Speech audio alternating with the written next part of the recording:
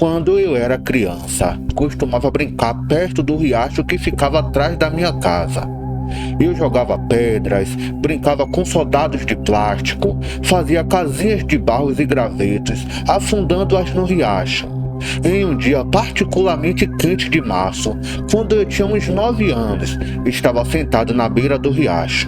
Eu estava com os pés na água tentando me refrescar, pois o dia estava insuportavelmente quente. Eu estava com os olhos fechados e não a ouvi se aproximar.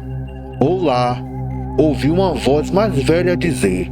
Abro os olhos e vejo uma mulher magra, de meia idade, usando um vestido branco fino, andando descalças, carregando uma caixa debaixo do braço. Reconheci a caixa como uma caixa de equipamento de pesca que parecia com a do meu pai, só que de uma cor diferente. Achei estranho que ela tivesse uma caixa de equipamentos, mas sem varas de pescar.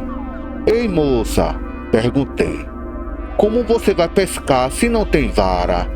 Ela sorriu para mim e fez contato visual. Gostaria que não tivesse feito isso. Sendo tão jovem, não entendi muito bem, mas senti um leve medo quando olhei naqueles olhos. Havia algo tão falso na felicidade deles. Era como um olhar nos olhos de plástico de um bicho de pelúcia. Eles foram feitos para parecer felizes, mas não eram de verdade. Sua boca estava esticada em um sorriso que tremia levemente. Ela falava com uma voz rouca, de frágil compostura.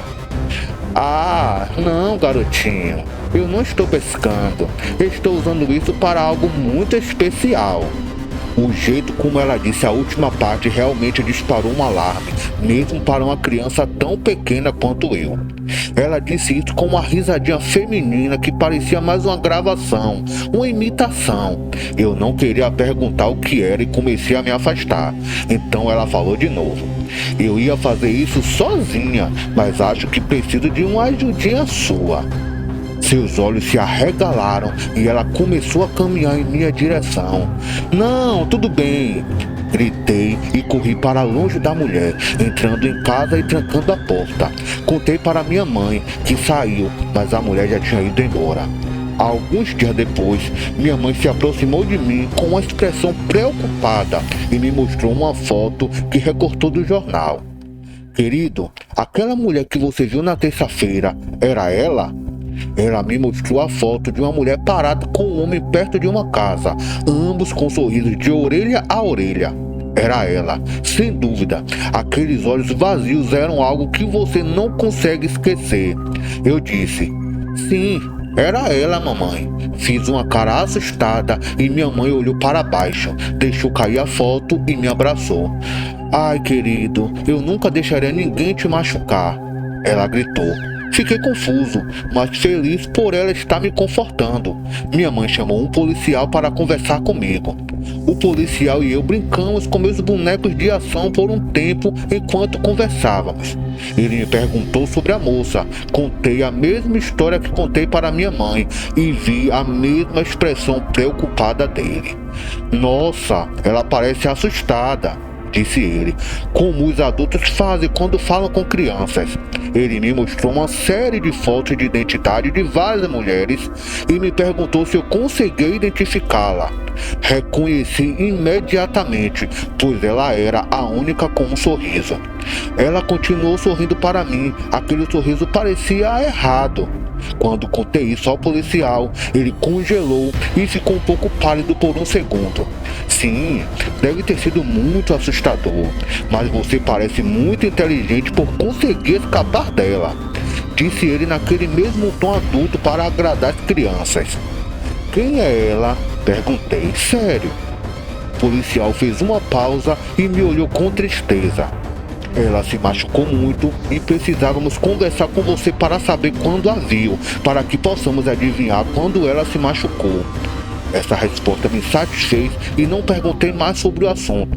Algumas semanas depois, o departamento de polícia local me enviou um certificado de investigador particular júnior pela minha ajuda no caso. Meus pais disseram que estavam muito orgulhosos de mim, mas que muitas vezes se entreolhavam com o mesmo olhar preocupado sempre que eu tocava no assunto. Logo depois, eles me proibiram de ir ao riacho sozinho. Anos depois, eu estava na faculdade, fazendo meu mestrado em Justiça Criminal e trabalhando como arquivista no departamento de policial local em meio período.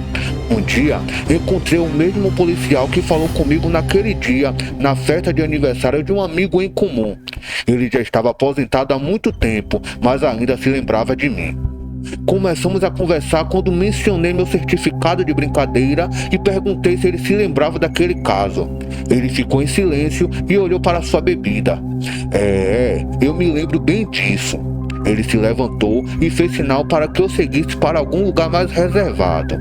Lá fora, acendeu um cigarro e me contou a história. Aquela mulher era recém-divorciada e descobriu que o marido estava traindo por uma mulher muito mais jovem. Ele disse que quando entrevistaram as amigas, ela continuou animada e todos acharam que ela estava apenas sendo otimista. Ela morava a cerca de 1 quilômetro da minha casa, mas perto do mesmo riacho. O marido adorava pescar como um hobby. Naquele dia, apenas 1 hora antes de eu vê-la, ela invadiu a casa do ex-marido, encontrou a nova esposa dele dormindo na cama e a estrangulou com uma corda antes de roubar a caixa de equipamentos do marido. O policial começou a tremer quando explicou o que ela fez em seguida. Ela subiu em uma árvore, sentou-se em um galho e abriu a caixa de equipamentos. Tirando todos os anzóis, ela enfiou linhas de pesca nele e amarrou todas no mesmo galho. Depois de amarrar cerca de 10 anzóis em linhas de pesca, ela pegou todos eles na mão. Ela engoliu todos os anzóis e pulou do galho. O lojista estimou que ela ficou pendurada lá por meia hora antes de sangrar até a morte. Mas a pior parte, gaguejou o policial, agora quase em lágrimas, era aquele mesmo sorriso. Mesmo morta, ela ainda tinha um sorriso de merda. Sangue por toda parte, seus olhos revirados até que só se via a parte branca, mas ela ainda tinha um sorriso enorme de orelha a orelha.